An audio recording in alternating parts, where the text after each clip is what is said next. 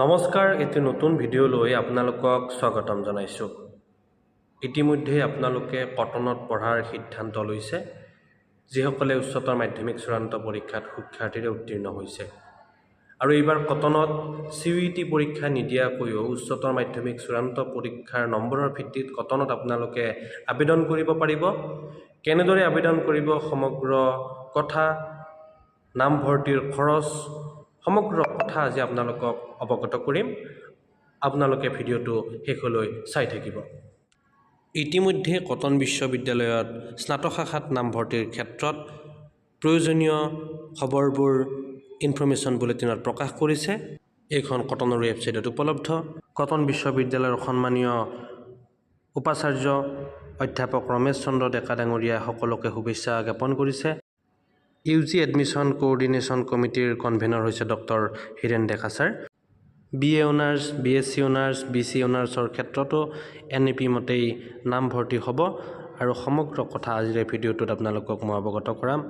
প্ৰস্পেক্টাছত cotton বিশ্ববিদ্যালয়ৰ ইতিহাস, cotton বিশ্ববিদ্যালয়ৰ গৌৰৱোজ্জ্বল ইতিহাসৰ কথা প্ৰস্পেক্টাছত খুব ধুনীয়াকৈ উল্লেখ কৰা হৈছে। 4 বছৰীয়া পাঠ্যক্ৰমত সৰ্বমুঠ 8টাকৈ ছেমিষ্টাৰ থাকিব। ইয়াৰে ভিতৰত মেজৰ কোৰ পেপাৰত থাকিব 80 ক্ৰেডিটছ, মাইনৰত থাকিব 32 ক্ৰেডিটছ, MDত থাকিব 9 ক্ৰেডিটছ, AECত থাকিব 8 ক্ৰেডিটছ, SECত থাকিব 9 ক্ৰেডিটছ, VSCত থাকিব 8 ক্ৰেডিটছ। তাৰপিছত ইণ্টাৰ্ণশ্বিপত থাকিব 2 ক্ৰেডিটছ, ডিজাৰ্টেশ্যনত থাকিব 12 ক্ৰেডিটছ। এনেকুৱা ধৰণৰ কোৰ্চটো ডিজাইন কৰা হৈছে। তাৰোপৰি আপোনালোকে পঢ়িব লাগিব minor, major, MD, AEC, SEC, internship paper থাকিব, VSC থাকিব।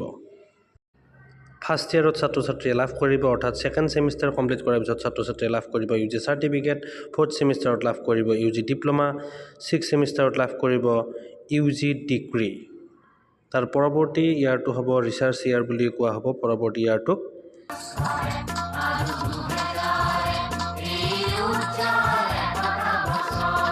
9 পইণ্ট পালে A+ এক্সিলেণ্ট, এনেকুৱাকৈ এক্সামৰ স্ক'ৰ নিৰ্ধাৰণ কৰা হৈছে। এইবাৰ কটন বিশ্ববিদ্যালয়ত 40% আসন পূৰণ হ'ব CUET পৰীক্ষাৰ নম্বৰৰ ভিত্তিত। তাৰোপৰি 60% আসন পূৰণ হ'ব উচ্চতৰ মাধ্যমিক চূড়ান্ত পৰীক্ষাৰ নম্বৰৰ ভিত্তিত।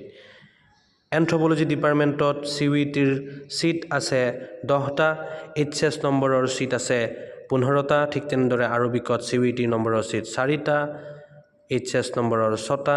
অসমীয়া বিভাগত 20টা CUETৰ বাবে ছিট, 30টা হৈছে উচ্চতৰ মাধ্যমিক চূড়ান্ত পৰীক্ষাৰ নম্বৰৰ বাবে ছিট। তেনেকুৱাকৈ বেংগলীত 4টা, 6টা, বড়ো ডিপাৰ্টমেণ্টত 6টা, 10টা, ইকনমিক্সত 24টা, 37টা, এডুকেশ্যনত 10টা আৰু 15টা, ইংলিছ ডিপাৰ্টমেণ্টত 24টা আৰু 36টা, হিন্দীত 8টা আৰু 12টা। এনেকুৱাকৈ ছিটসমূহ নিৰ্ধাৰণ কৰা হৈছে। উচ্চতৰ মাধ্যমিক চূড়ান্ত পৰীক্ষাৰ সৰ্বমুঠ শতাংশ 60% বা 50%ৰ ওপৰত হ'ব লাগিব ছাবজেক্ট বিশেষে। BCAৰ বাবেও 60% নম্বৰ পাব লাগিব ছাত্ৰ ছাত্ৰীয়ে, যিসকলে উচ্চতৰ মাধ্যমিক চূড়ান্ত পৰীক্ষাৰ নম্বৰৰ ভিত্তিত এপ্লাই কৰে। আৰু BCAৰ বাবে CUETৰ নম্বৰৰ পৰা ছিট থাকিব 12টা আৰু HSৰ নম্বৰৰ পৰা ছিট থাকিব 18টা। ঠিক তেনেদৰে মাইনৰৰ ক্ষেত্ৰত ছিটসমূহ নিৰ্ধাৰণ কৰা হৈছে, MDৰ ক্ষেত্ৰত ছিটসমূহ নিৰ্ধাৰণ কৰা হৈছে, SECৰ ক্ষেত্ৰতো তেনেকুৱাকৈ ছিটসমূহ নিৰ্ধাৰণ কৰা হৈছে। আৰু যিসমূহ ছাবজেক্ট MD, SEC মাইনৰৰ ছাবজেক্টসমূহো ধুনীয়াকৈ ইয়াতে প্ৰস্পেক্টাছত উল্লেখ কৰা হৈছে। VSCৰ কোনবোৰ ছাবজেক্ট আপোনালোকে পঢ়িব পাৰিব তাৰ বিষয়েও প্ৰস্পেক্টাছত খুব ধুনীয়াকৈ উল্লেখ কৰা হৈছে। CUET পৰীক্ষাত আপোনালোকৰ 3খন ছাবজেক্টৰ নম্বৰ কাউণ্টিং কৰিব। এখন লেংগুৱেজ থাকিবই লাগিব আৰু ছাবজেক্ট অনুসৰি এখন কম্পালচৰি ছাবজেক্ট থাকিবও পাৰে। তাৰোপৰি এখন আপোনালোকক অন্যান্য ছাবজেক্টও লাগিব।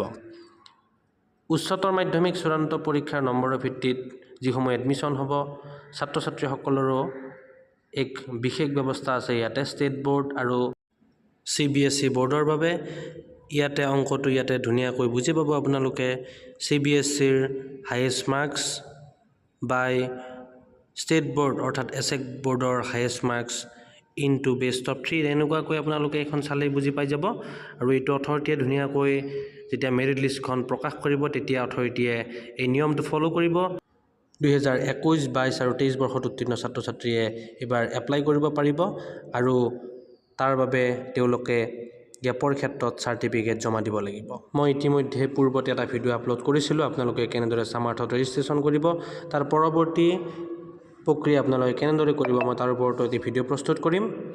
ইতিমধ্যে OBC MOBCৰ বাবে 15% ছিট থাকিব, SCৰ বাবে 7% ছিট, ST প্লেনৰ বাবে 10% ছিট, ST হিলছৰ বাবে 5% ছিট আৰু EWSৰ বাবে থাকিব 10% ছিট।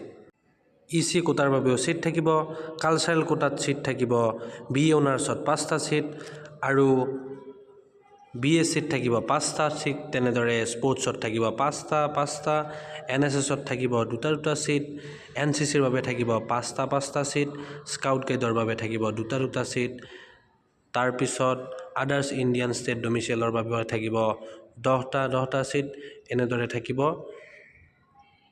ফৰেইনাৰ নেশ্যনেলছৰ বাবে ছিট থাকিব, এনেদৰে ছিট ৰিজাৰ্ভেশ্যন থাকিব। স্পেচিয়েল এবল্ড অৰ্থাৎ বিশেষভাৱে সক্ষম ছাত্ৰ ছাত্ৰীসকলৰ বাবেও 5% অতিৰিক্ত ছিট থাকিব আৰু নামভৰ্তিৰ ক্ষেত্ৰত শেহতীয়া 3 বছৰৰ চাৰ্টিফিকেটসমূহ প্ৰযোজ্য হ'ব বুলি ইয়াতে উল্লেখ কৰা আছে। আপোনালোকে ভেৰিফিকেশ্যনৰ সময়ত, ফিজিকেল ভেৰিফিকেশ্যনৰ সময়ত এপ্লিকেশ্যন ফৰ্ম লাগিব, পাছ চাৰ্টিফিকেট লাগিব, মাৰ্কশ্বিট লাগিব, তাৰোপৰি আপোনালোকৰ কাষ্ট চাৰ্টিফিকেট লাগিব। যদি EWS আছে EWS দিব লাগিব। যিবোৰ ডকুমেণ্টছ আপোনালোকে আপলোড কৰিছিল সকলোবিলাক আপোনালোকে অফলাইন দেখুৱাব লাগিব। যদি আপোনালোকে কিবা ভুৱা নথি পত্ৰ আপলোড কৰিছিল আপোনালোকৰ কিন্তু তেন্তে এডমিশ্যন কেঞ্চেলো হৈ যাব পাৰে। কটন বিশ্ববিদ্যালয়ত হোষ্টেলৰ সুব্যৱস্থা আছে, কেইবাখনো ছাত্ৰাবাস আছে, ছাত্ৰীনিবাস আছে আৰু মেৰিট হিচাপতে কটনত ছাত্ৰাবাসৰ বা ছাত্ৰীনিবাসত নামভৰ্তি হ'ব। ৰেগিঙৰ ক্ষেত্ৰত কটন বিশ্ববিদ্যালয় খুবেই ষ্ট্ৰিক্ট, ৰেগিঙৰ কোনো ধৰণৰ চান্স নাই। আৰু ইয়াত এটা গুৰুত্বপূৰ্ণ কথা আছে কেঞ্চেলেশ্যন অফ ছিটছৰ ওপৰত, আৰু ফিজ ষ্ট্ৰাকচাৰ ইয়াতে দিয়া আছে। এডমিশ্যন ফিজ হৈছে 800, tuition fees 1200, university registration fees 600, internal exam fees 300, এনেকুৱাকৈ আপোনালোকে ফিল্ড ষ্টাডিৰ বাবেও দিব লাগিব 1000, এনেকুৱাকৈ ফিজসমূহ ইয়াতে ইনক্লুড কৰা হৈছে। আৰু হোষ্টেলৰ ক্ষেত্ৰত আপোনালোকে দিব লাগিব 7000 টকা। BA honours with field study paper anthropology অসমীয়াৰ এডমিশ্যন ফিজ 6950 টকা, BA honours without field study paper 5950 টকা, এনেকুৱাকৈ সমগ্ৰ ফিজ প্ৰক্ৰিয়া ইয়াতে দিয়া হৈছে। BA honours in mass communication and জাৰ্নেলিজিমৰ 21450 টকা, বায়'টেকনলজিৰ 29250 টকা, BCAৰ বাবে 22250 টকা। আৰু যদিহে আপোনালোকৰ ফি এবেৰত এডমিশ্যন হয় ইনকাম চাৰ্টিফিকেটৰ ভিত্তিত তেতিয়াহ'লে আপোনালোকে নামভৰ্তিৰ টকা ঘূৰাই পোৱাৰ সুযোগ পাব, যাৰ ফলত আপোনালোকে দিব লাগিব ইনকাম চাৰ্টিফিকেট। এয়া আছিল কটনৰ নামভৰ্তিৰ কিছু চমু আভাস। পৰৱৰ্তী সময়ত আকৌ কটনৰ ওপৰত আমি ভিডিঅ' বনাম।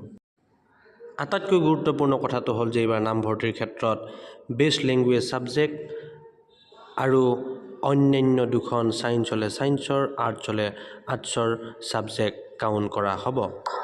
শেষত এটা অনুৰোধ জনাব বিচাৰিছোঁ, আপোনালোকে প্ৰতিদিনেই কটন বিশ্ববিদ্যালয়ৰ কটন ইউনিভাৰ্চিটিৰ ৱেবছাইট চেক কৰি থাকিব আৰু এডমিশ্যন ছেকশ্যনত গৈ আপোনালোকে UGৰ যিটো ছেকশ্যন আছে UGৰ ছেকশ্যনত গৈ আপোনালোকে ভিজিট কৰি থাকিব। তাত আপোনালোকে সকলো আপডেট পাই থাকিব, কটনৰ শেহতীয়া ন'টিছ, এডমিশ্যনৰ নেক্সট প্ৰচেছ কি হ'ব, সকলোবিলাক গম পাই থাকিব। ভিডিঅ'টো চোৱাৰ বাবে ধন্যবাদ।